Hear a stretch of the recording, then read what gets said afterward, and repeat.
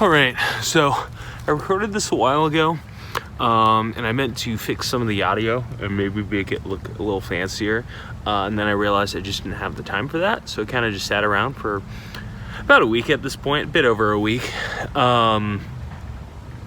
and then this whole, YCS won, or Mikanko won on YCS, and then it topped this past YCS as well. So I figured I need to get this out before it's irrelevant at this point. Before I do that, just thank you, Yugiwoah, for coming on and doing this. This is really cool of you. Really nice guy to talk with. So I hope you all enjoy this. And then, congratulations to those who did really well at the past 2 YCSs with Mikanko. It's good stuff. So yeah, hope you enjoy. Okay. All right, we are good to go. I don't really typically have an intro for any of these things, so I'm just going to start with the most important question of all that you can ask a Yugiwoah player. What's your favorite type of milk? 2%. If you said that 3 years ago, I would have agreed with you, but chocolate, that's the way to go. I didn't know we were going flavors. It depends. I get some interesting questions. Sometimes people go to almond, silk, 2%. That's one I actually do hear a lot. That said, let's actually talk about the game now. So the first thing that I need to know, or I guess I not need to know, but wanted to know, what first got you into the game, of the Yu-Gi-Oh?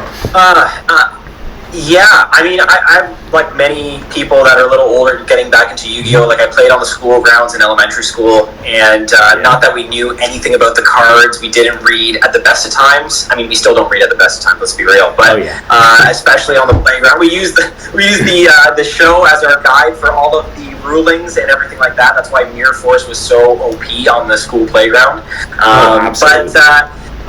So it started there, not knowing anything about Yu-Gi-Oh! And then I would say around the pandemic, when we all got cooped up and locked up inside, and we're looking at old card collections, I kind of fell in love again with Yu-Gi-Oh! Cards and Pokemon cards, and obviously there was some buzz around people digging up their old collections and selling them. And not that I was really interested in selling my cards per se, but just them and just kind of having that nostalgic trip, and then that got me into looking at modern Yu-Gi-Oh! And just seeing how beautiful some of the artwork was, and really just I wanted to create an Instagram page just on the pure beauty of the cards, right, in shiny cardboard. So I was taking photos of my cards and just kind of posting photos that way. And then shout out to Chris at Players Cards and Collectibles here in London, Ontario. He said, don't just take photos of the cards, why don't you actually use them and play with them? And so I kind of got into it around the time of the Albaz Strike Structure deck. So I was a branded guy for a little bit. So that was kind of my entry point into competitive Yu-Gi-Oh! Or modern competitive Yu-Gi-Oh! And then it just kind of took off from there. And of course, you start to experiment with different decks and different types of, play styles. And so I've now kind of gravitated more towards a combo style of deck. And that's led us to the Mikanko sort of content that you see on my page. Very good. It's funny. I had some follow-up questions I was going to ask after that, and you kind of filled some in, because one of the things I noticed is when I first reached out to you and said, message me on Instagram. I didn't know you had an Instagram, and then I looked at it, and one of the things that struck me was you had a Tier Elements Alistair thing on there or something, along with the posts of Shining Cardboard, and I was like, is he a combo player? That's gotta be it, I guess the question is what made you go towards that play style as opposed to something control based or mid range? I think for sure. I think as probably a new player, the mode is usually to go down the control path, just because it's a little slower, it's a little easier to comprehend. Play style is a little bit more straightforward. If a deck is bad, just throw floodgates at it, and usually makes it pretty competitive. But I think I wanted to challenge myself a little bit more and just push my play style a bit, and just kind of, like I said, push my own sort of like approach to playing, just because I mean, at our locals in particular, there's a lot of amazing players, and they're very highly talented and skilled, and so I just felt like I had to take a crash course in how to play the game. And one thing that they had over me was years of experience, and that's something I just don't have, and I continue to learn. But I think combo decks allow you to learn a lot more, simply because you're working with so many more mechanics all the time. So that kind of pushed me towards down that route, and it's worked out, because the more you do play combo, the more that you learn about other decks and what choke points and interaction points and that kind of thing. And and I think then you can get a little bit more creative too, with combining different engines and seeing what works and what doesn't, right? So I think that's what made me kind of go down that route. Otherwise, like, being a branded player was a lot of fun too, right? Like, we had back in that point in time really simple routes and simple lines, and they were great. Now it's turned on more of a synchro / hybrid kind of thing, which is really cool as well. But I think like the more you expose yourself to different play styles, the more you can grow as a player, which is what I was just trying to do. Yeah. Oh yeah, no, definitely. Like I think the branded, that's a pretty good example of that, because I remember like when that structure deck first came out. I don't know. Everything was like that was like based era, right? Like right before the adventure pile era, which that was a thing. And all these decks kind of just like exploding, building giant boards. And then there was branded. It was like activate fusion. Did it get Ash? No. Okay. Mirror Jade. Set the thing. And I could never beat that, because I was still trying to figure out the game myself, because like same kind of thing. I really got into it around the 2021 pandemic time. And for a while, that's all I thought branded was, like stop the branded in red, DD Crow, all that stuff. And now, like, I have a friend, he's done nothing but play branded pretty much exclusively. We call him Dapper Despia, because he always walks in with like a red suit, like he'd go to locals in a red suit or regionals there, and then he just like it's like making a deal with the devil. He just puppet locks you. He has like a bajillion lines of plan. I never know how to stop him. Yeah. I love the red suit. That's really good. I enjoy that.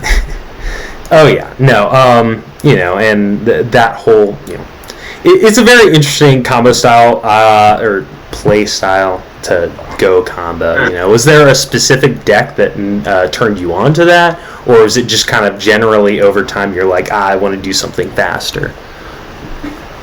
I think it was a combination of I want to do something a little faster, and also, again, call me like nostalgic, but I think when I was starting to theorize or deck theory, because I think we all do, right? We all get into the game, and then it's like, cool, now that I understand some of the basic premises of what's going on here, how can we like try to come up with something broken or new, or we always trying to innovate, right? Like the one thing I really love about Yu-Gi-Oh is there's like 10,000 cards.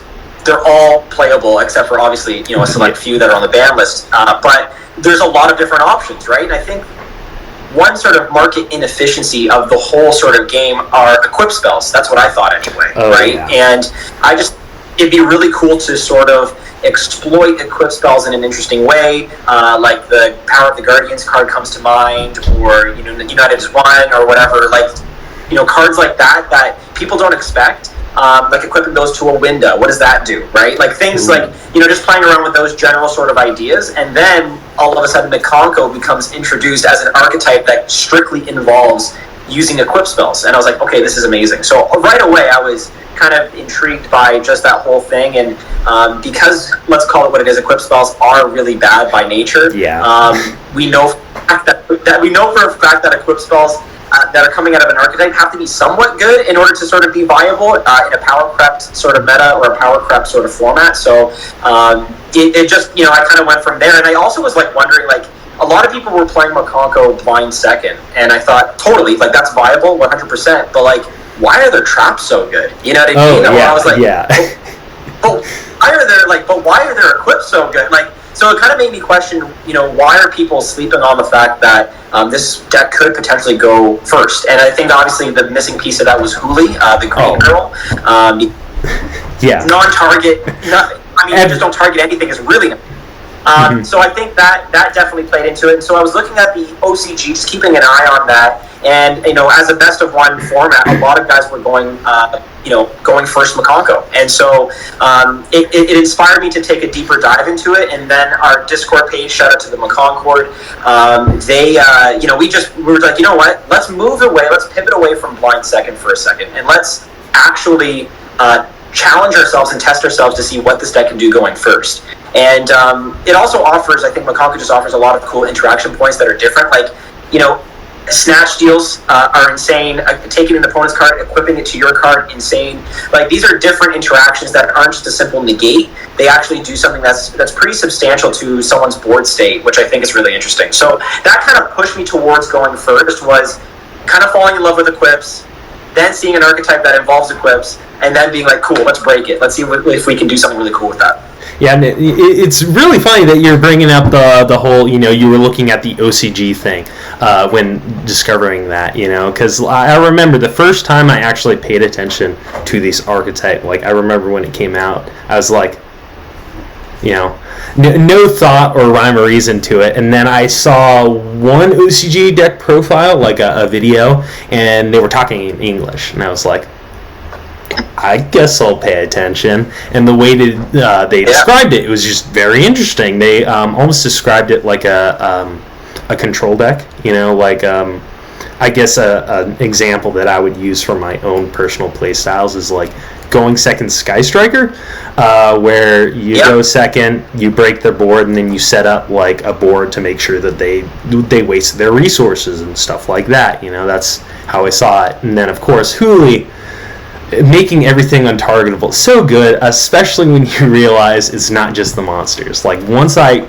realized that, that's what really made me fall in love with the deck, especially like because last format everything was targeting negation everywhere. The only thing that didn't do that was branded because of Mirror Jade. So that was my big reason to start picking up that deck. And oh my goodness, just fell in love with it. So I think what's cool about the deck is that it's actually like the engine itself is very malleable. You can tech it into other decks with Ohime and Rondo if you want, but you can also build around like a level 3 spam deck as well, which is cool, which leads us into some of the Exi Armor stuff that just came out in AGOV. So there's a lot of really cool things that are working well for Mikanko just as a supplementary engine, and I think that's really what's interesting about it, is that yes, you can go the control route, or you can go like a combo off route, which is really, really nice. And I think most people are kind of confused because when they hear Mikanko, they're aware of the going second, break your board, basically, Lava Golem turbo. But like, honestly, I think when people know that you're on Mikanko, but then you ask to go first, they're very put off and confused by that. And that's like half the mind games that you're playing, is that you're like, I can do both. Like, because the engine is so good, second and breaking boards naturally, going first is fine. Even if I have to waste like 3 interactions or 4 interactions, I'll put a Huli down and then sit on it for a little bit, right? So like, it's very good, I think, just in terms of how much flexibility we have. And that whole amazing defender set, I mean, in hindsight, crazy. I keep thinking about that. Like, literally every single deck from that set has seen topping in some way, shape, or form. Like Rescue Ace. Indie just happened. That was literally, I know. I just keep thinking about that because I remember everybody was like, garbage set, terrible set, worst set, and then Ohime went to $50, and that made me cry. And now it's like Mikanko is like the worst deck of the set, which is saying something, because I think, obviously I'm biased, but I think that deck's really good.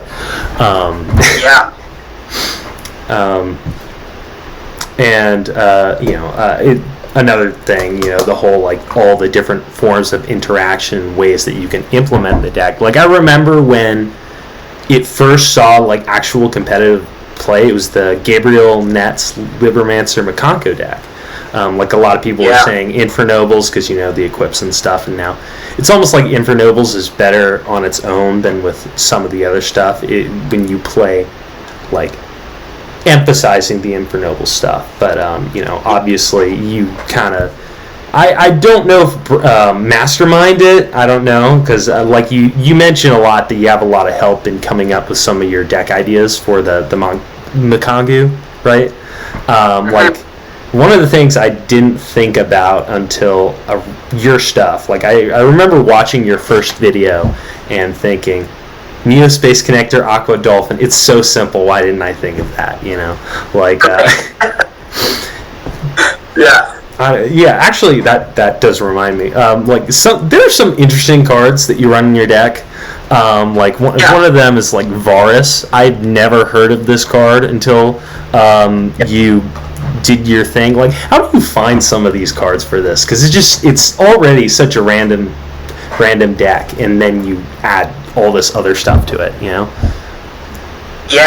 no, it's good. I mean, so first of all, shout out to the community that kind of backs Mikango. I always say Mikanko, or Mikango in this case, is a community build, and I think that's why the videos have taken off in a way that's a little bit different than other sort of niche rogue builds, because the community is so invested in seeing do well. They just want it to succeed, and there's a lot more experienced players out there that are offering really good advice, so why not take it, right? So I acknowledge some of my pitfalls and some of my sort of like blind spots, and that's where community members come up and absolutely just fill in those blanks for me, where I'll just say, I'm putting out an idea, does it work? And some people will say yes, some people say yes and extend that idea, which is really helpful. But in the case of like a dimensional allotrope Varus, for example, I mean that is a weird super that came out of Photon Hypernova, and it was like literally like the last pack that I opened of the box, and it was in that pack. And I remember reading it and being like, okay, it's a tuner, so it's an E-Tele target, which is kind of nice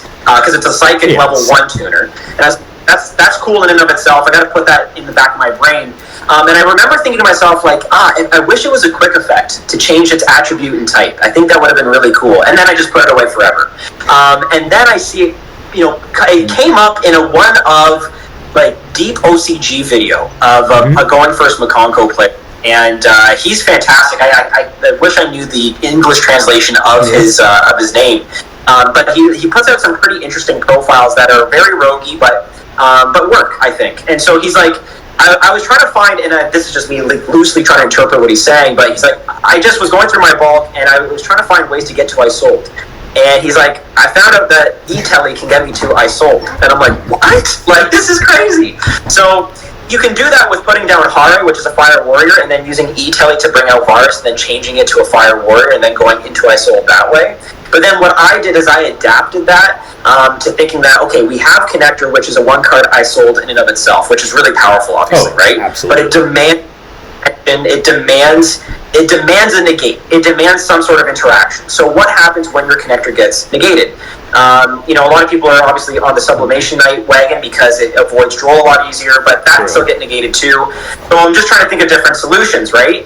And the one that I thought of was Connector with E-Tele to get into Varus. So if you open Connector and E-Tele, in that original build anyway, you're able to, put out Connector, bait the interaction, whether it's an Ash or an Imperm or a Veiler, and then E-Tele into Varus, and usually it goes through like 9 times out of 10, unless they're on 3 hand traps. But and then you get to Isolt. So they have 4 cards in hand, they're into Isolt. So I think that's kind of where I was coming at it from, and that's the beautiful thing about this is that you have different players with like one idea, and then it just branches off into 10 million other things. And I mean, that's just indicative of Yu-Gi-Oh! But also, again, with combo builds like this, you just have so many people that are like, I have this weird tech idea too, and then we try it out and we go from there. So yeah, I mean, I think it's one of those things that we do run a lot of weird stuff, and I think that's like half the fun of it, but also it makes the opponent have to think a little bit harder. Do I want to interact with this, or do I want to interact with something else that he might have? So when they see it once, they're like, damn, okay, well, I still got to negate Connector, but if he has an E-Tele, then do I have something else in response for that? So, we're always just trying to make the opponent guess, and, the element of surprise is a great thing, and then when all else fails, those Mikanko girls can slam into those big boys, and you can take damage that way too, right? Yeah. So, absolutely. I mean, the whole what's it called? My first, I think, video on the Mikanko stuff, was the YCS Philly list, and I'm pretty sure if anybody knew what those cards did, I wouldn't have done as well. Like, I absolutely, wholeheartedly believe that. But just the fact that people they would. If you get a Hare on the field and then a Huli, people were like, this one's a super rare, this one's a collector's rare. Obviously, it's the better one, and they're so wrong. Exactly. The common is comical. Yes. Nobody knows that she's the most MVP, right? So that's kind of funny in and of itself. And by the way, that YCS Philly video, that was. This was when Mikanko was still young and in its infant stages, and I remember watching that video and being such a big fan of not only you, but just your explanation of it, and you just kind of saying how you were piloting it, and all, and having that kind of tongue-in-cheek sort of, appreciation for what the deck is actually doing. And it made me, it was so cool to see, and it kind of inspired me to think, if you can not take yourself seriously while doing some of these, why not, right? Oh, yeah. And so I think that's kind of inspired me to kind of get into Yu-Gi tubing or whatever the hell this is called. So I think that was part of it. So again, shout out to you. And thank you very much. And I remember when you subscribed to me, I was flipping out. I mentioned it on my community post and everything. I'm like, let's go, Sean is here. He's a goo follower. That was huge. So to do this right now is kind of, it's just crazy, right? Where does life take us? This is pretty fun. So, no, it's really funny that you say that because, what's it called? Like you said, I try to not get super serious with this. If people look at my videos and are like, this is really polished, I did something wrong. That's the way I see it. I remember seeing your stuff, and I'm like, wow, this is so cool. Man, I wish I was smart enough to think of something like this. Oh well, I'm gonna follow this guy because I think he's got good stuff. And then you were like, shout out, and I'm like, what? I just didn't expect it. Seriously, I'm obviously massive fan. That's the reason why I wanted to reach out and do this. Good stuff all the way. Oh yeah, absolutely. You're doing God's work, okay? I feel like there it is a bit of a niche going first Mikanko. So I'm taking on the burden of if people have even weird ideas. I'm getting a ton of DMs all the time about have you tried this? Have you tried that? So I'm getting to them all, folks. I swear. It's just, and I'm trying to again, it's community based. So if I put on a combo, usually I try to give a shout out to hey, this guy mentioned this. Let's try this out. It doesn't have to be in your deck, but it's good to know. Right, so that's kind of where I'm coming from. So I'm not the complete mastermind by any means. Like I said, shout out to the Mikanko and shout out to the community because they just keep this ball rolling. So yeah. Oh yeah, absolutely. I noticed that every time, you, unlike me, you actually do community posts, and every single time somebody does well with the deck, you're like, let's go! This person is awesome, and I'm so glad for them. And I'm like, damn, I think we're friends. You got. Don't worry. I'm sorry, can you say that again? You broke out. I was going to say, you got me. Okay. You got me. You know what? All I need. Also, I speaking of that, I need to bring up one thing. I remember the YCS Dortmund list of the guy going first with that build. You posted that, and I remember this is so cool. Finally, Mikanko getting a top, and then the first comment is finally people are understanding that the going first version is better. The going second one is cute and everything and blah blah. And I'm just looking at that and thinking I'm not going second because I want to. I'm going second because I can't win die rolls. You gotta understand. But very fun community, very very cool deck, and I'm glad that it's actually been able to bring so many people together. I feel like nobody's this way about I don't know, tier elements, maybe that's a bad one, but all the solved decks. Like every single time I see one of these profiles, it's something different. Even with the going second stuff, like the way I do it. Who's the guy on Psalm Circus who, like, the week after Philly, he topped a regional, like got 4th place with going second, and his was different from everyone else. And then somebody else did it, and it's like all these cards that I never would have thought of, and people just keep innovating with this deck. I don't know, it's good stuff. It is, and shout out to that YCS Dortmund player. I think it is Rob is his name, but I only know him as Barry. Like his just Barry. So I just keep Barry in my head, but he's an amazing guy, fantastic player, obviously, and him and I had a lot of conversations about Mikanko and talking about like what we do reasonably going first. And I think I'm coming around now with. I haven't put out the latest post Age of Overlord list. I'm still tweaking. I'm still figuring it out, but he's kind of convinced me to put in more non-engine, and I think really in general, like I was on a very much all gas, go, made out interactions and pivot. But now I'm thinking, as of late, I've lost a lot of die rolls, as you know how it goes. Yeah. And so have some interactive points on your opponent's turn. Seeing an Imperm or seeing a Droll or an Ash is really important too. And in his build, he plays 3 Imperm, 3 Ash, and it worked out well. Like you saw it in the feature match. Those cards just came clutch. So so anyway, so just keeping that in mind, and like I said, he's just a really nice guy, and he's always open to hearing new things, and that's really, really cool. So he put me on to getting Oliver in my build, but the funny thing is that he wasn't using Oliver at all for what. Or he was using Oliver as a way to dump to make a Synchro 7, making Star Shooter or Shoot Star or Shooting Riser. Right? To send the zombie. And then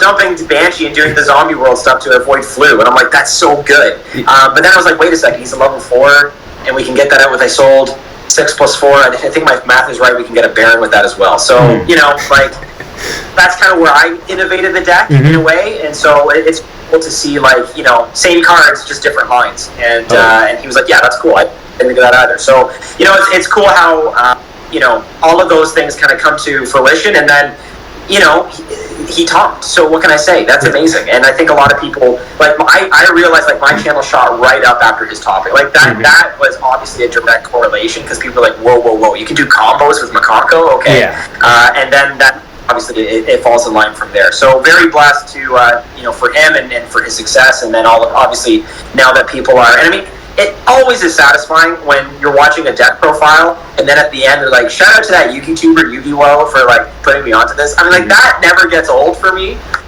So yeah, I hope the community keeps doing that. That's just so cool, and I hope they keep innovating.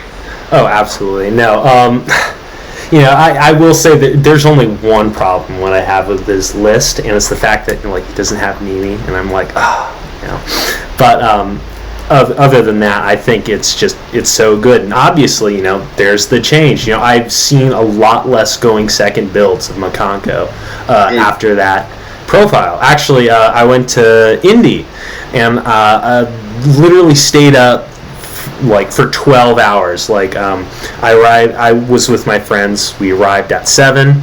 I got to bed at 7 because I spent those 12 hours trying to figure out, how do I play this going first? What's the thing? Do I, and it came out, it worked pretty well. I didn't top. I didn't actually make day 2, which makes me sad. But it was I think it was a very enlightening experience to go back to I'm actually, trying to think through doing stuff. Definitely used your initial deck build and his deck build from Dortmund as inspiration for trying to figure that out. Also discovering that Isolde sends for cost. I didn't realize it did that, and that was negate it. That's fine. I'll still have 4 clips to the grave. That's cool. Oh yeah. The question. Because obviously, a big thing happened. There's Inti. There was Agov came out right before that, and started day 2, round 10, you saw that the Kenjin build of the Mikanko. You know, I've got to ask you a question. What do you think about that? You know, is there room for that in the deck for you in general? Do you think Acid Golem is something worth doing, or is it just kind of gimmicky, I guess? What are your thoughts on that? Yeah, I mean, it's definitely, it is gimmicky. I don't think there's any doubt about that. The optimal way to run that deck, or to run Kenjin in it, is to run triple tactics talent and triple tactics thrust at 2 to 3 each. So you can maximize obviously hand ripping potential, hand knowledge potential. There's a lot that you can do with it if you have those expensive staples. So I am shying away from it a little bit, just because thrust is so necessary to optimize that deck. You could also, theoretically, you could run 1 Ken and 1 Gen. Right now in my current build post AGOB, I have Psychic Wielder and Psychic Tracker instead of them, simply because, they're my E-Telly target. So right now, and I have a video coming out very, very shortly on a new combo that combines the Connector package with the Assault Mode Activate package. And essentially, I just want to have more one-card starters, right? Like, Connector in and of itself is a one-card starter, but if you can have that in E-Telly as well, going into Braver Dragon, which is like Isolde 2.0, then it just gives you way more flexibility to kind of, create a board after that initial interaction. So in something like that, I want to maximize my targets for certain cards that I have, in particular E-Telly. So if you have 3 E-Telly and like 4 potential targets for it, that's really good, right? But if you are on Kenjin and only have, let's say, Rhoda to search them out, that's not as great. Now, you can get there through Isolde. You can, dump 3 equips and get Jen out there, so that way you can summon Ken, draw 2, discard 1. That feels really good. But what happens when Sub Knight or your Connector is negated and you can't get to Isolde like that, right? What do you do then? So I find that it's explosive, but it is gimmicky, and it's kind of what I call one note, where it just has that one thing that it does really well, but if it doesn't go off, just like that Exodia FTK, if it doesn't do its thing, kind of crumbles a little bit, right? So I think Acid Golem is cool. Don't get me wrong. I think it's really cool.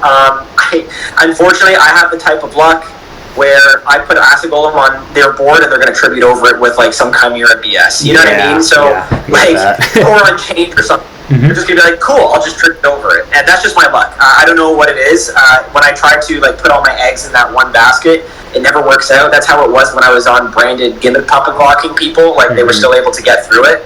Albeit obviously it was more of a grindy estate, but I found I was using a lot of resources to do that, right? And so I guess what I'm looking at for my something that has gas and also has the ability to pivot if something gets negated, and where an E-Telly, even if you have the one brick in hand, which is the Assault Mode Activate trap, if you do put that in your hand, E-Telly isn't dead, because you can still search out a Huli, you can still search out Wielder or Tracker or whatever. And we talk about that in one of the videos, where those Psychic 3s, the fact that they can just inherently summon themselves for free on the field when there's a level 3 on board is just insane. And also, what's cool is that Dolphin is a level 3. So if you have Dolphin, if you have Tracker or Wielder, that's a free summon, and then you can go from there too. So yeah. That's fair. I was because Dolphin, there have been times when with like the Neo Space stuff, like I draw Dolphin, Neo Space, and it's like, okay, if I do Neo Space and it gets ashed, I have the brick in quotation marks in hand, or like I can normal summon it and then hope they don't imperm it, but extending from there, obviously, how do you get to Isolde? How do you get to all this other stuff? I don't know. I'd never really thought about the psychic stuff beyond like one interaction. Like when I was first building the deck, I remember the profile that I got a lot of inspiration from, which was again in OCG1. They had, I think, one wheeler in it, and the thought was, oh, that's pretty cool. A good way to make a Synchro 6 or a Rank 3, but I just couldn't think of anything to build off of that. But good stuff. I don't know what to say beyond that. Yeah, absolutely.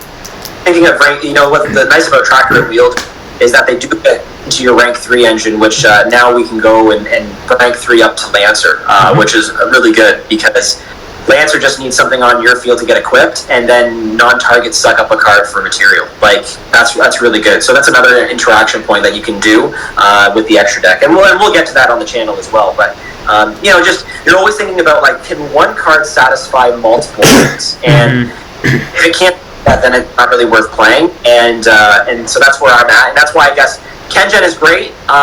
If you've got the cards to really push that forward, it always felt like more of a 2-card combo deck than a 1-card combo deck. And I think if you really want to be viable in today's meta, you should have at least 1 or 2 1-card combos or starters to get going.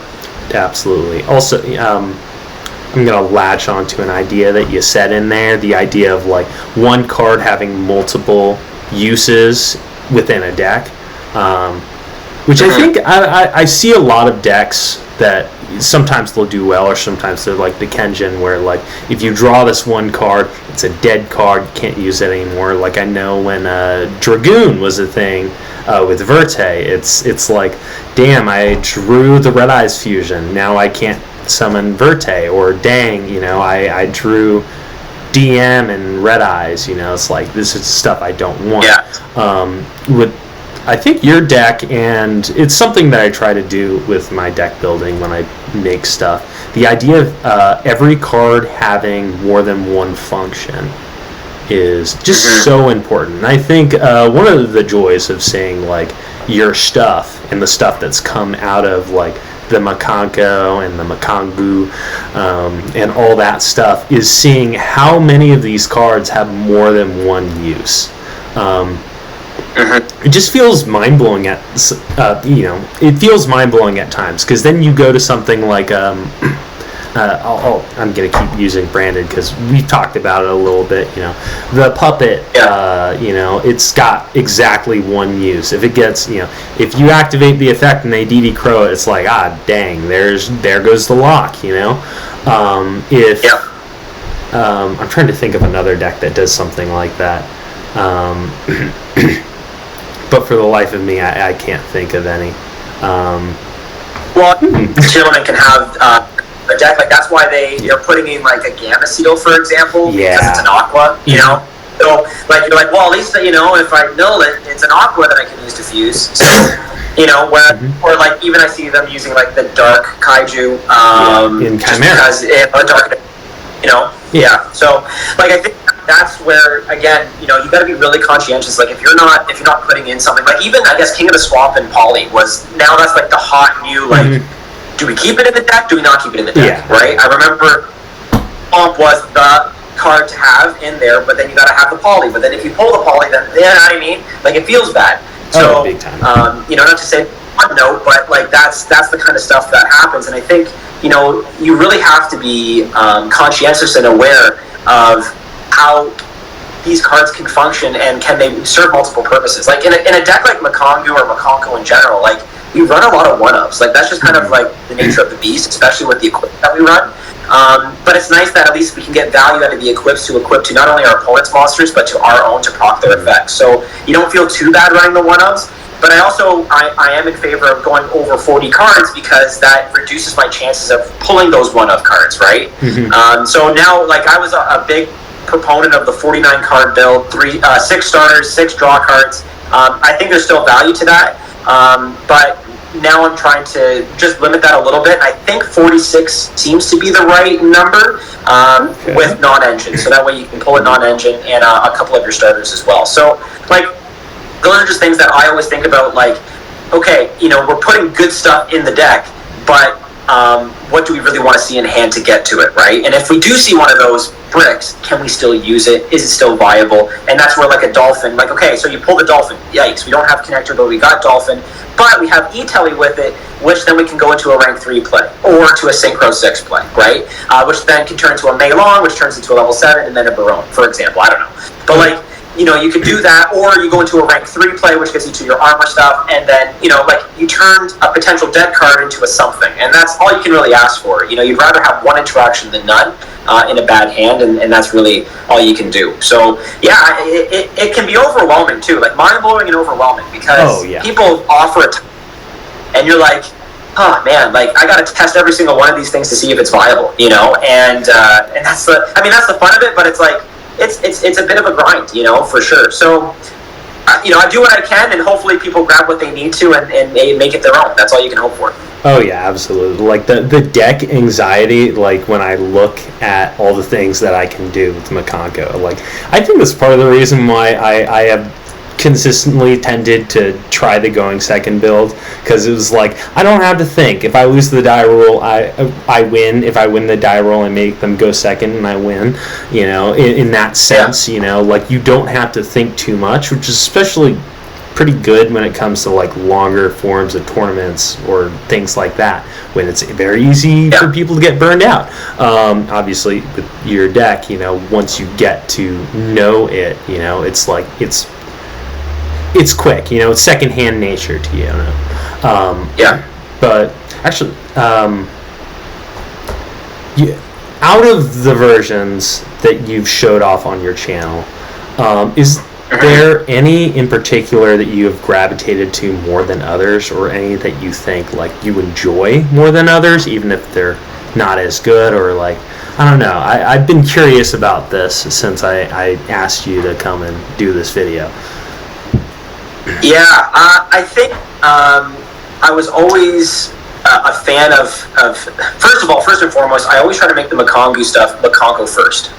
In terms of larger Mikanko engine, like there's a lot of people that say that they're on a Mikanko deck, but it's like 3 cards. Yeah. Or it's like a little engine. Whereas I've always tried to say, you know what, it may not be optimal, but I am going to show people that you can have a larger Mikanko engine and a larger Mikanko package and have that the primary focus rather than the supplementary stuff. So like Libromancer comes to mind, right? Like the Libro Mikanko deck, sure, it's cool. It's a bit of a glass cannon, let's be honest, right? A couple, like one negate and it's over. But it was a deck that had a huge end board, but just didn't have a lot of Mikanko in it. And I was kind of disheartened by that because I still want to take advantage of that engine. So that was first and foremost, always my goal is like, let's put Mikanko first. And then in terms of packages, supplementary packages, there's a school of thought. I know one of our Mikanko members, Cecilia, she topped Toronto Regionals top 8 with Infernoble Mikanko, where she has a fairly large Infernoble engine.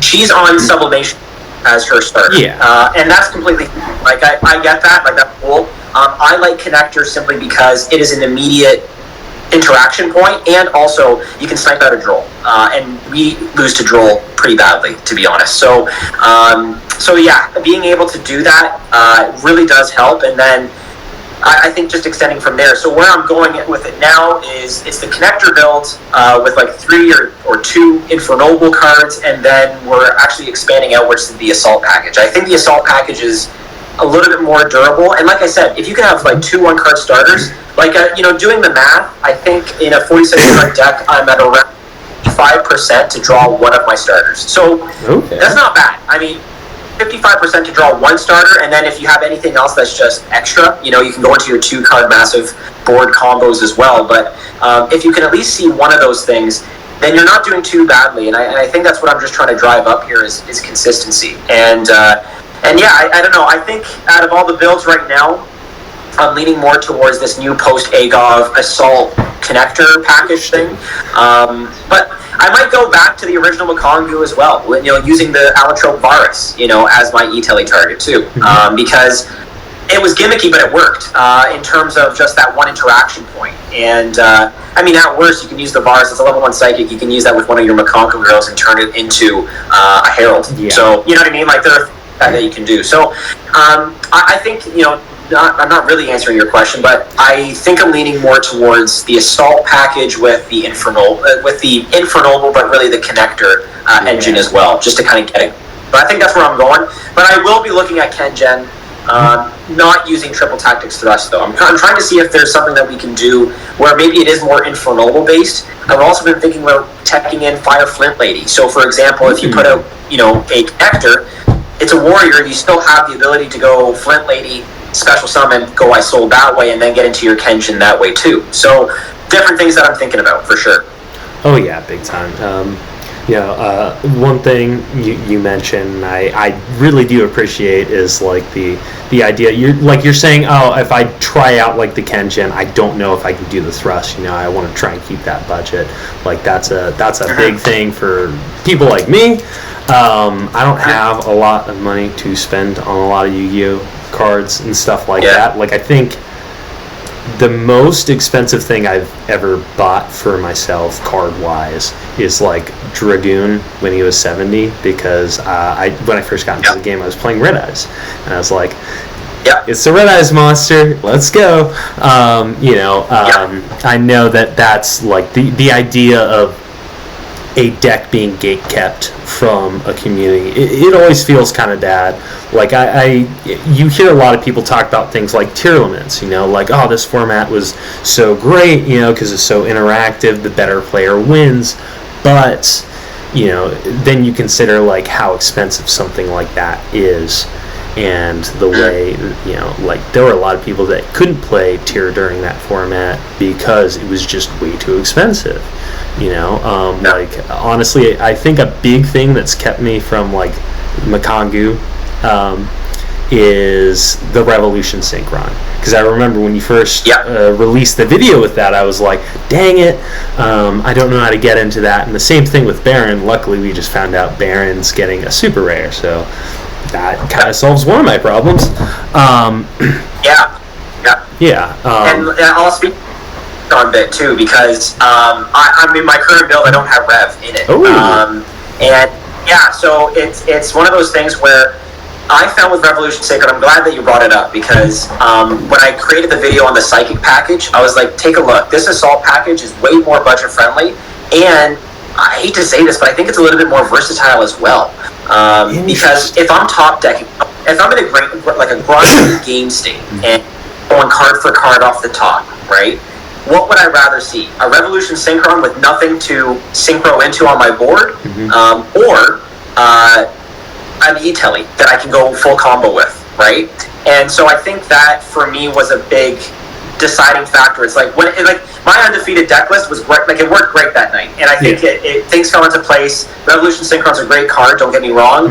When you get Ohime on the board, or you have a level 4 on the board, you can do some cool things, but in a lot of cases you're dealing with level 3, so what do? Like, it's just a dead card in that way, because you need to either put out like a level 7 or 8 dragon, or any Power Tool Braver dragon, or any Power Tool dragon, I should say. So like that for me was the biggest thing. It's like, it's a great extender, but it's not a starter in and of itself. And so we're back to square one, where I'm really relying on my connector to come out. And so when I don't see him, what do? And I think E-Telly just kind of offers a lot more. And then you bring in the Psychic extenders; those are really budget as well. Like, they're commons, or you can get the secret wielders for like a couple bucks. So like it's one of those things that I am conscious of, and because I keep emphasizing the fact that it's a community build, I felt bad that we were using Revolution Synchron the whole time, but I wanted to show the options, right? Like, there's a ceiling to the deck, right? You do that.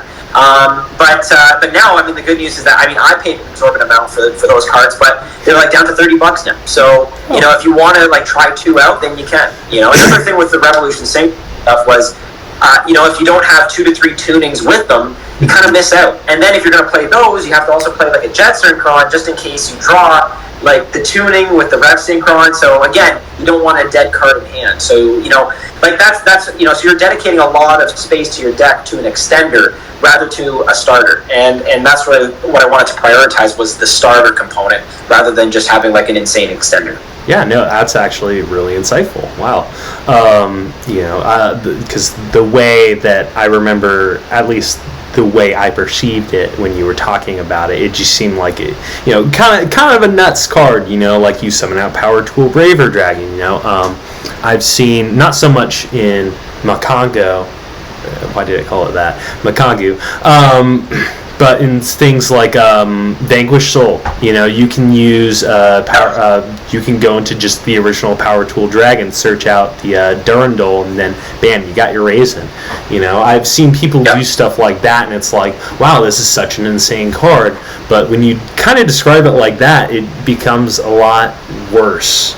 Like, not worse, but like, you're making a good case to not spend exorbitant amounts of money on things that aren't super needed for the deck. You can do it this way, you can do it that way. That said, have there ever been cards that you really wanted to work out in this deck with but just haven't worked out? Because I can think of a few for me, but I'm curious as to what you have experienced. I don't know. I think I'm trying to think about early versions of the deck that I was really kind of playing around with. Diviner is a great normal summon usually for the deck, but there's just not enough space. And also, I think the reason why I really want Diviner to work, because it turns into a level 6. You can do a ton of cool things with that with Ohime there, Ohime Axis. You can turn into a Beatrice, which is really cool, and then dump and equip. There's a lot of cool interactions that you can do there. You also have a potential Baron with it as well. So, but my issue is that okay, you have a Herald, and now you have a Connector. Those are your 2 normal summons. If you draw both, which one do you pick? And they're both going to get negated, or the other, right? They're both going to get negated. So what's going to add more value to you? Whereas E-Telly, it's not once per turn, which is what? You can activate it in the draw, which is great. So even if you draw 3 E-Telly, they're all usable. That's what I love about the way I'm constructing the deck. It's you can go into your power tool Braver lines with your Psychic and then Assault Beast and all of that. More will be explained on the channel, but you can do that, or you can go into a Huli, or you can go into a Tracker. You can do all 3 if you want. It's not once per turn. And you can also activate it in the draw phase, like I said, which is crazy. So you avoid draw that way. So there's things that I like about E-Telly that just adds more flexibility. I've also thought about Gale Dogra as an option as well. And I've been trying so hard to also think about, I remember, now I really get it. I remember I try to make Dogmatic Conko work so much. Oh my god, same. Mikanko, we all have our Dogmatica phases. I feel like everyone that gets into Yu-Gi-Oh! Has a Dogmatica phase because the artwork, Ecclesia is vague, we get that, right? Yeah. And I really try to make that work, but it was more of a Dogmatica engine than anything else, and then or more of a build than anything else, and then I basically used the Mikanko cards as a supplementary board-breaking mechanic, essentially.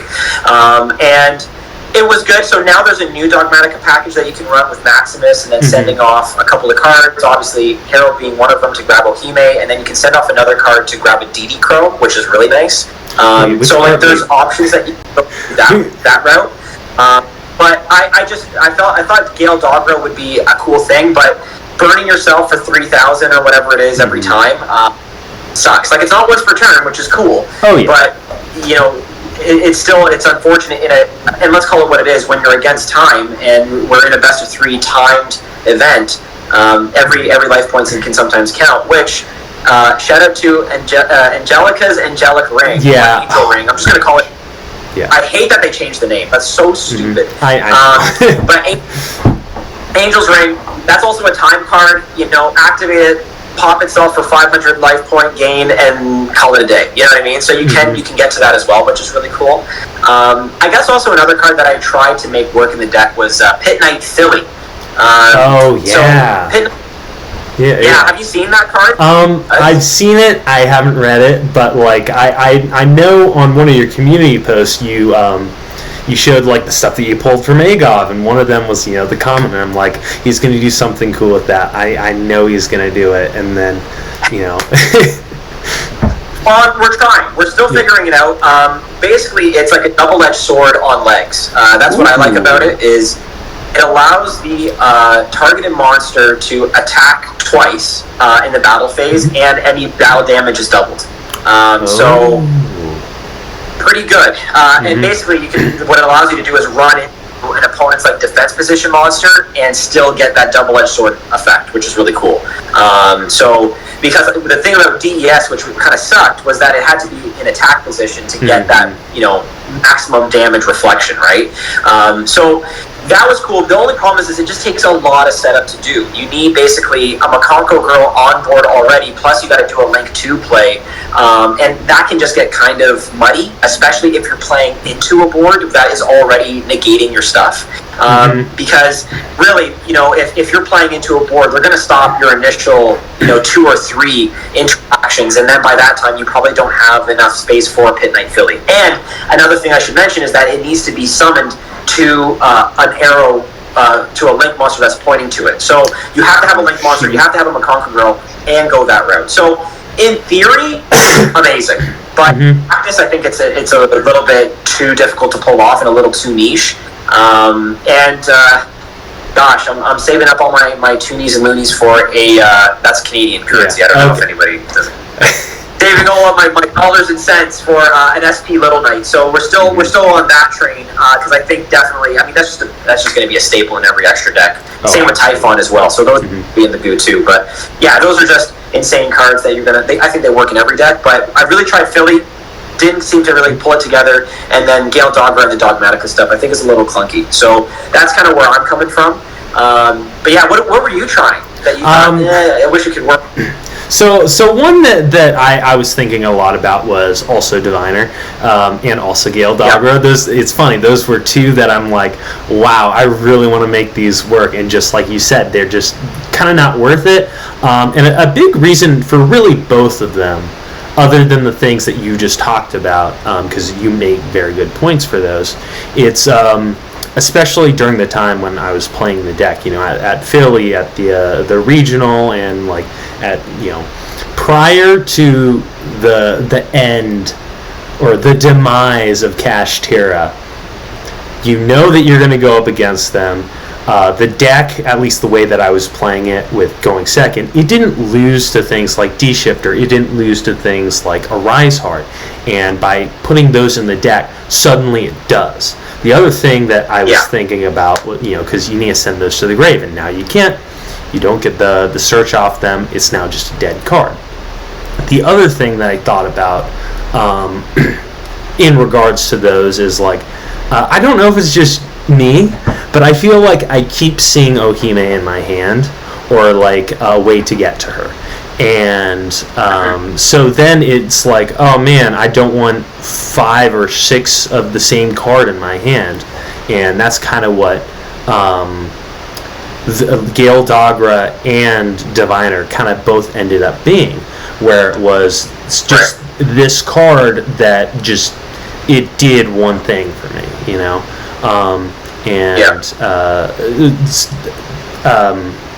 during the regional, my last opponent, I tied with him. He was playing going second Mikanko as well, which, by the way, going back to the whole like every deck within this overall archetype is different. Like, we both played the same deck, but they completely look different. In terms of like what we chose to play in it. That's a tangent. Jeez, I lost my train of thought. Diviner, it's not great. Diviner's not great. It's just not. I think people really wanted it to be good, because obviously ritual archetype. Now that said, that it hasn't stopped me from thinking about like a fairy build of the deck, where like this would still be going second, which I don't know if that's the way to play it right now.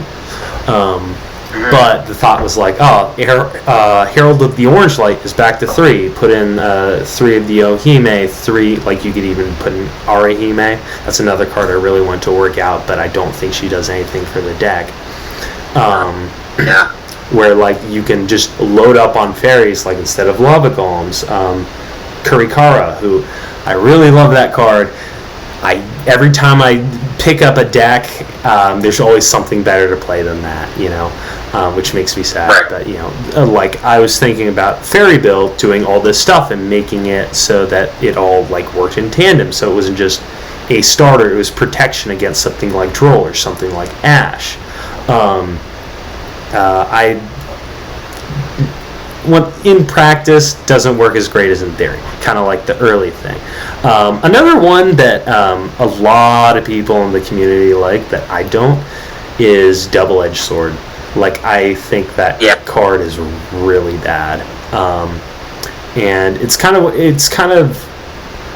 I guess, defined the going second version of the deck, which I'm not a big fan of, because people, they consider, oh, this is an OTK deck, this is, the reason why you would play this. You just go second, then you attack for game. But you can't really do that through a board full of negates. That's why, the way I consider playing it, it's not an OTK deck. When I go second with it, it's more of a control deck where you break the board and you set up an untargetable monster or something like that. So that's, if I were to say, this is all just to say, like, Diviner bad, Gale Dagra, I wish it was good. Double-Edged Sword, stop playing it, it's bad. DES is interesting. I mean, there's been a lot of debate on that card. I had it in the original Goo deck. I like it if you're playing it a particular way. So the Goo deck was really good by setting up a big board, and like the first setting up a big board, forcing a battle phase, or like forcing out all their interactions. They hopefully get something on board, and then usually what I would have is Roland in hand, which is a quick effect equip. And in the end phase, I would equip it to Ohime, because Ohime returns to hand in the end phase. So chain it to Ohime coming back to me, and then as Ohime comes back, Roland goes to grave, and instantly in the end phase it gets its search effect, and that's when you search Double-Edged Sword to then mop it up, essentially, right? And then equip it monster they have and go for game. So sometimes that would work, but then often you'd find you were already winning anyway. So it is very win more. And that's why, and it takes up an extra deck slot as well, and that's why the Philly thing really interested me, because I was like, cool, it doesn't take up a main deck slot, and it's in the extra deck, so maybe there's something there, but again, just felt a little too clunky to get to. So, it might have its place. It still catches people off guard sometimes, but the reality is, like you said, if you're playing into a big board as well, you're hoping that you can maybe bait out 2 to 3 interactions, but you're never going to get the setup that you need to get a girl on board with an equip and then Double-Edged Sword as well. So I think that can be really difficult to do. So yeah, the card is what it is. It was reprinted in that set as a gimmick, and people used it as a gimmick. I think we've moved on beyond that. I wouldn't be surprised if somebody pulled it out as a meme, but otherwise I think it's kind of not. Oh yeah, it's kind of like who's that guy who like topped a regional with a random copy of Gate Guardian in his deck, and it was like, it's just in here. That's kind of what it feels like to me. Like, I tried it, I think, once in one deck, it never came up, ever. Like, I never drew into it, I never saw it, it just felt very useless to me. So I get that. Yeah, okay, I'm trying to think here of, like, I've got, like, a list of questions, but I'm wondering, like, what of these have we already discussed, and what do we not? What else do I have? It's all good, man. Yeah, that's fair. I guess, actually, this is something that I've been curious about, and, obviously, you're kind of known for this Mikanko stuff, the Mikanko, and kind of like showing that off to the world. But have you ever thought about other decks to try doing that with? Did it have to be Mikanko, or could it have been anything else that got you to start making these videos? Being such a big help to the community in that regard. Yeah, good question. I think. I knew if I was going to start a channel, remember I started that Instagram page first, and I was doing a lot of content that way, doing deck profiles on that page when I was in my branded era, and people were like, make a YouTube channel. I mean, you're doing the same stuff, make a YouTube channel. I was like, but first of all, I don't feel comfortable yet. Instagram was kind of like my friend. It felt like that. We had some good followers, but follower count, but it just felt very close, and people were very supportive and weren't calling me out on BS. And so I felt like if I'm going to make a YouTube page, I have to kind of know my stuff a little bit, and it's got to be about a deck that I feel comfortable with and feel really passionate about to make content about. So Mikanko just kind of fell into that. And also it was very necessity too, right? I was looking for going first stuff. I'm sure you were too. And it's there's nothing. No one's doing going first Mikanko. What is going on? Apart from OCG stuff that, half our ban list is totally different. So, I felt like there was a bit of a need, so I guess see a need, fill a need. That was kind of my idea. So that was part of it, and now, I'm going to be expanding the page. We're doing product openings, as maybe you've seen before. Yeah. We're going to be doing some more like live stuff. I think what's also something that I'm looking at is getting into Centurion when it comes out it's in the next Valiant Smashers. I love the idea of a super consistent deck that has like 100 starters. I don't know. It just sounds really cool. And having a ton of non-engine. I've never had a deck that's that linear before. So like even Brand wasn't even that linear. So I think I'm really sort of, and I'm not trying to like Calamity Turbo guys. Like that's not really my end goal. I'm more into like making like Synchro 10s and Synchro 8s out of it. But regardless, that's something where I think I want to explore more and just do something that's a little bit different, right? It's more straightforward. It's more like the lines are cleaner, and then you have a ton of non-engine to work with. So like that to me really interests me. But yeah, I think eventually, like the YouTube, it almost like was an inevitability that the YouTube channel would start. It was just a matter of like, do I feel comfortable and can I showcase a deck that I know I can talk about?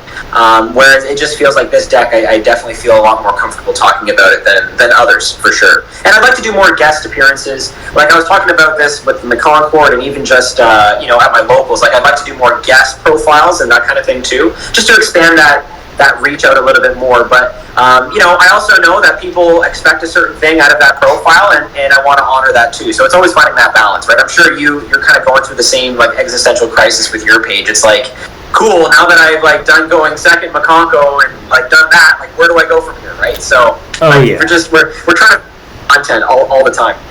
Yeah, no, I think a big thing for me is like because if you look at like the very first videos I made for this, like Short Bus Sean, I guess, it was Live Twin stuff.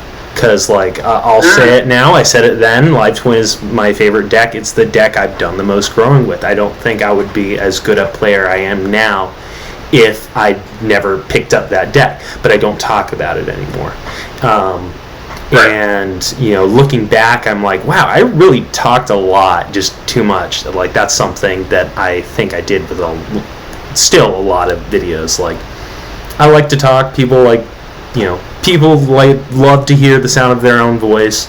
I'm trying to go back on that because I guess the idea of doing something that hasn't been done before, or doing something that isn't really seen much in the community. Like I think my favorite videos are the ones that have either been the most unexpected successes or the ones that have done the worst. Like I have a video on Fluunderies that has 74 views, and I'm like, why don't people like it? And then I realized, it's because it has Fluunderies in the title. Of course they don't like it. But then like I just released 3 deck profiles, and 2 of them like are not standard. Literally, my friend came up to me and it was like, "Hey, Sean, I've got an idea for a bit. 09, worst deck in the room, right? And it's fire. It's so good.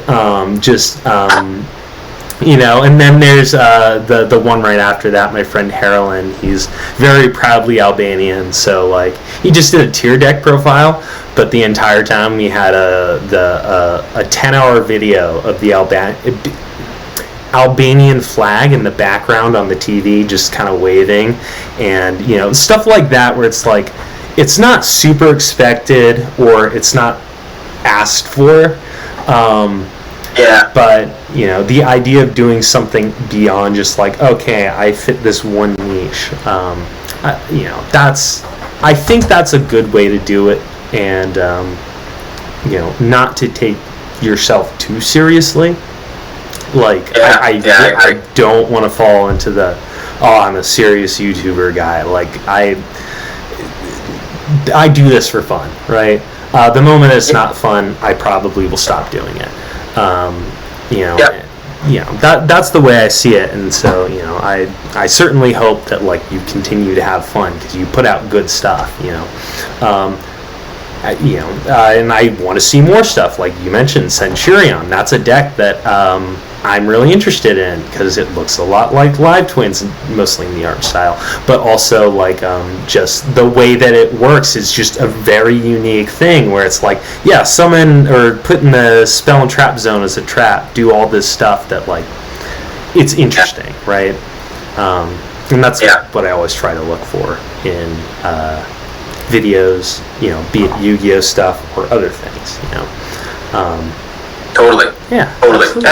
And there's something really endearing about your content that way, that you don't take yourself seriously, and that's why people gravitate towards it, because sometimes you just want to like relax and enjoy, like, you know, Yu-Gi-Oh. I feel like sometimes we take it way too seriously. Like I know, like at our locals, we are sweaty, physically and so and as a result of that, it's like I get so much performance anxiety like going to our locals, because it's like, damn, I just want to try and have fun with this deck theory that I have, but I can't because I have to be like uber competitive. Whereas I wish I was against you know what I mean, where, you know, we can have a good time, we can shoot the bull, and then, you know, go from there, right? And try to OTK the hell out of each other, you know, using reflection girls. So you know, like at the end of the day, sometimes that's all you want, and then sometimes, and I think people gravitate towards that energy on a video. It's like, you know what? I could be just as well that guy that went 0-9, and what the hell happened there? I'm that guy, you know. I see myself in them. So that's what's really cool. Obviously, you want to watch videos that you aspire to be, but then it's nice to also watch videos of just like, what does a regular person do at these events? What happens at these events for them, you know, when you're not a Jesse Con, or you're not, you know, whatever, one of those that are sponsored. So I think that's really important for people to see, and you seem to have that whole spectrum down. So yeah, I love it. I do. Yeah, no, thank you. I appreciate it. Yeah, I mean, I try to do that. I am a competitive person, like by nature, and I hate that because I get performance anxiety. Like I remember when I uploaded my my Light Twin Sprite 7.0 deck profile, and then it got really hard to play the deck because I'm like, I have a standard for myself, and that sucks because now it's hard to do that because I need to live up to that. You know, that's hard sometimes. You know, sometimes I just want to talk about slimes with the head of a frog that attack by croaking viciously. You know, that's what I want to do. You know, the one of my favorite decks is like Dragoonity, which is very wombo, very combo. I don't talk about it on this profile because it's like, you really have to think, you really have to know what you're doing, and it's not, I'll be honest, it's not always the most fun to play when you're sitting across the table from someone and there's a timer going down, because you're just thinking like, you know, can I pull off everything and make sure they can't play the game before time runs out, you know? That's a big thing for me. You know, I don't want to talk about that. I don't want to go over, here's the 100,000th purely deck profile, or you know, anything like that. Like the decks that I know are good, I always try to go for the interesting ones. And absolutely. I guess we should wrap up here soon, but I have like a few more quick questions to ask, or you know, take your time with it, I guess. But like, you know, on speaking about like performance anxiety and stuff like that, what have you found to be the best way to deal with that as a player in a situation where you go to a locals and there's a lot of people who like to play very sweaty, or you know, how do you deal with that? Yeah, I think I always try to strike up a conversation with somebody that I know there. So I try to divert my energy and attention to just people that are there, and kind of, you know, tell a few jokes, have a few laughs, just try to settle into the environment a bit. And then usually I'm pretty good when I draw my first hand and I know where I'm at. You know, either I brick or gas. And sometimes, you know, when you get the gas, you're all go, and that's it, and then you're in it, right? And then you just play. So I just try to, you know, also I like on the car ride home, or not car ride home, but car ride to locals, I'll be like, okay, don't forget your graveyard effects. Don't forget, you know, like I'll just like remind like little mantras. Don't forget your graveyard. Don't forget the Eclipse activate first. Don't forget, like, so those are just things that I do. And then when I get there, I just start talking to people. I'm a chatty person, if you couldn't tell, and I think that just, it helps me settle into the environment a lot more. And so, if people, I know there are people out there that are a little bit more introverted that play the game, bring a friend. Even if they're not playing, just bring a friend and, see if they'll be there just to open up packs with you or something like that, just to kind of settle into that landscape a bit more. No, definitely. It's called my brother and I, we live in different states at this point, but he, it's hard for me, to go back home and go to locals, because oftentimes it's like one of us wants to go to locals and the other doesn't. We never like to go without each other when we're in that situation, because we're always that fallback for each other. We know each other. And where I live now, I have a group of friends that are like that. But it's always great to have somebody there with you. It makes it more fun, more enjoyable, I've always found. Other questions? I'm trying to think. I had 2 more and now I'm forgetting them.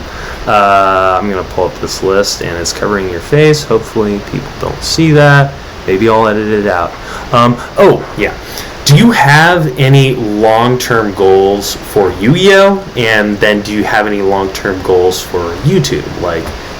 Things that you want to do going forward that maybe, I don't know. Do you want to top regionals? Do you want to top YCSs? Do you just want to have fun with it and that alone, be more casual, or and same with YouTube? Do you see that as a career option for you? I know you said that you have 2 things that you do money-wise that I think are very cool. But is YouTube another one of those things for you? Yeah, thank you. I mean, so in terms of Yu-Gi-Oh, I would love to top a regional, absolutely. I'd love to actually go to a regional. Just with my schedule, it's been so tough to get there. So I've never been to one. I would love to go and bring the goo and see how it would go, and also just to experience what it would be like to perform there. I mean, I know it's a very mentally exhausting day and physically exhausting day, so that's why I have the utmost respect for the people that go to these events, that bring my list or bring a variation of my list, because I can kind of live through them a little bit, right? And just allow them to, I love theorizing about decks. I hate playing them sometimes. So it's cool when deck theory and then someone pilots it for you and takes on all the anxiety of that, right? So, but no, I would love to actually go and perform and do it myself as well. So a regional would be great. A YCS would be amazing. But I'm going to say for now, let's start small. Let's start with a regional, and then YouTube-wise, who knows? I mean, it's been unreal. We've had the channel for a couple months now, and we're over 600 subscribers, which is just amazing to me. I can't get over it. The first video has 12K views, and I'm like, what? We're talking about. So for me, I think just allowing it to grow at its natural pace. I haven't done anything odd. I try to put out a video a week, and just work at it. Again, it's fun for me to do this, so I work at my own pace, and I think half of the fun of it is just seeing what the community offers after every video and just kind of working with that. But yeah, I mean, eventually I'd love to hit 1,000 followers. I think that would be a really cool milestone for me, and I think it would just ultimately solidify that we found a niche in the market, and it's really working out, or a niche in the community, and it's paying off. And maybe that's the thing too with Mikanko, is that we've perfect, timing's everything, right? Mikanko just started to do some things, so now you have a really dedicated cult following around Mikanko. Infernoble also started doing some things with the new support they got, and we incorporated Infernoble, and then I threw in Synchron just for the hell of it, and they started doing things. So it was almost like these 3 niche or very dedicated fan bases have come together into one conglomerate, and I think that's why the page has taken off. I think that's all we can ask for, is just steady growth, and hoping that people continue to enjoy the content, engage with it, and just get something out of it. I don't know, sometimes I put out a video and I really worry, are people going to find this valuable or not? And I just hope one person does, and that's it for me. And then I'm good. That's all we can really ask content creators. And it's weird thinking of myself as a content creator some days, because I don't want to, I was in the music industry before, and I was an artist, and it can be a very taxing thing mentally. And I mean, the irony is that I've had way more success doing Yu-Gi-Oh than I ever had with music, and that I think it's just a result of having a lot of communal connections and a lot of people feeling that they're a part of the journey with you, whereas some other content creators are very insular, and it's like you can't engage with them because they are their own process. Being a musician is its own process sometimes, and you don't allow people to come in and have that kind of experience of sharing, whereas this is so open and free, open source and free market, that everybody is just offering and piling on. And it's like, I look at like videos and I'm like, damn, we have like 80 comments on this thing. That's crazy, and that's what makes it worth it. So goals wise, let's go to a regional and let's get to 1,000 subscribers. I think those are goals that hopefully we get to hit this year. No, those are absolutely. I certainly hope so, because I've seen a lot of people come and go within the community in my short time, like playing the game. Definitely in my much shorter time, actually putting out stuff. And out of them, like I feel like you're the person that definitely deserves. You should reach those goals because you do so much. You, from what I've seen, have been very, very open to the community, very caring for the community. You try to do this, I think, to help others learn, which is very respectable. So, I'm there, I'm rooting for you, in the shadows, from my little gremlin hole of a channel. I appreciate it. Hey, man, it goes a long way. Thank you. Oh, absolutely. I guess I don't really have much else to ask here. So I guess, do you have anything you want to say before you head out? Like any shout outs, any like comments, anything? Yeah, I mean, first of all, Sean, thank you very much for having me on this channel, and thank you for the interview. I mean, it's always so nice to have like a long form platform or a long form discussion of some cool, niche topics like Mikanko. So that's really cool. So thank you very much, and I'm a big fan. So thank you for having me. Shout out to the Mikanko Discord. Can't do this without them. It's probably one of the healthiest servers I've ever been a part of. They're so nice, and you know what? You could throw in the jankiest thing, and you might burn the kitchen down with how much you're cooking, but everyone's like, try it, see what happens, you know what I mean? So that's what I love about that. And then, again, a huge shout out to all the people that have subscribed to the YouTube channel, have followed along, have commented, have posted their profiles, and have shouted out Yugiwoah. I mean, it all goes a long way to, generating more interest in the channel and generating, obviously, more help for people that need it. So, it means the absolute world to have a lot of people backing the channel, and we just keep pushing from here. Again, if you want to follow me on certain socials, I'm on Instagram, that's yugi.woah, and then I'm also on Threads, just look up Yugiwoah, and then, of course, YouTube, just look up Yugiwoah, and I'm right there. So, yeah, again, thank you so much for having me, man. No, absolutely. It's been a pleasure. And with that, I guess, once again, also don't have an outro, so bye-bye.